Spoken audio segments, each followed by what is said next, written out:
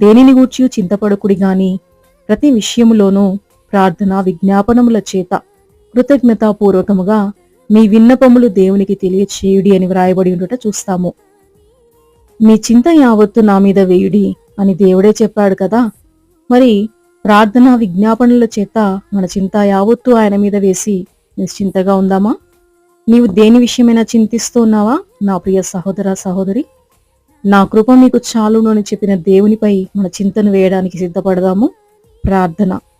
ప్రియమైన పరలోక తండ్రి, ఈ లోకంలో మేము జీవించినంత కాలము మాకున్న భయాలను బట్టి, మాకున్న శ్రమలను బట్టి చింతింపక కేవలము మా చింత యావత్తు నీ మీద వేసి నీ మీద ఆధారపడి ధైర్యముగాను నిబ్బరంగాను జీవించగలిగే కృప నాకు మాలో ప్రతి ఒక్కరికి దయచేయమని ప్రభువుని ప్రియరక్షకుడునైనా యేసుక్రీస్తు శక్తిగల నామంలో ప్రార్థిస్తున్నాను ప్రియ పరలోక తండ్రి.